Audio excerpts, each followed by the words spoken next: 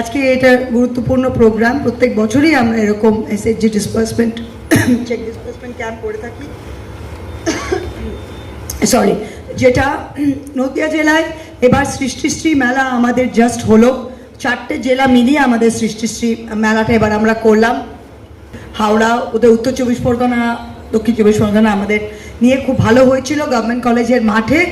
আর DM সাহেব যেটা বললেন, যেটা স্টেট গভর্নমেন্ট উদ্যোগ নিয়েছেন, আমরা এসএইচজি গ্রুপে কি হয়, আমরা মার কোথায় খাই, আমাদের প্রোডাক্টের কোয়ালিটি যেটা তৈরি করছি সেটা অনেক উন্নত মানের, কিন্তু একটা দোকানে যদি আপনি সাজান তাহলে লোকের চোখটা ঝাঁ চকচকে যে জিনিসটা সেটার প্রতি আকর্ষিত হয়।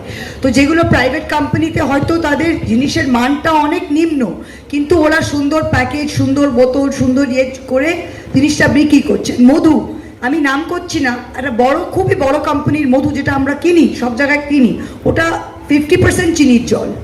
অথচ আমাদের যেটা মধু পাওয়া যায় এখন, যেটা সর্ষে ফুলের মধু হচ্ছে, বা ম্যাঙ্গো মধু, বা কালীগঞ্জ ব্লকের তেহট্ট যে মধু হচ্ছে, খুব ভালো। আমাদের যেটা চাক ভাঙা মধু বা প্লেন মধু, আমরা ওরকমভাবে প্যাকেজিং করতে পারি না। ঘি, সারা ইন্ডিয়াতে আমরা দেখছি ঘি, A2 ঘি, A2 ঘি, A2 ঘি, A2 ঘি is nothing but A gimmick.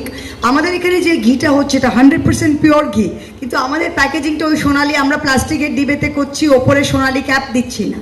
তো এবার ডিএম সাহেবের উদ্যোগ নিয়ে, যেটা আমরা পুনাতে ইনস্টিটিউট অফ প্যাকিং আছে সেখানে মহিলাদের ট্রেনিং করতে পাঠিয়েছিলাম, এবং এই যে এই প্যাকিংটা আপনারা দেখলেন সরপুরিয়া সরভাজায়, যেটা আমরা নর্মাল কাগজের বাক্সে কিনি, কাগজের বাক্সে আমি নিয়ে যাব কলকাতায়, সে ভেঙে যাবে, নরম হয়ে যাবে, একবার খুললেই এইটা দেখুন একদম সিল করা, ভ্যাকিউম প্যাক সিল করা প্যাকেজ, এটা কাউকে দিতে পারলেন 2 দিন থাকবে হয়তো।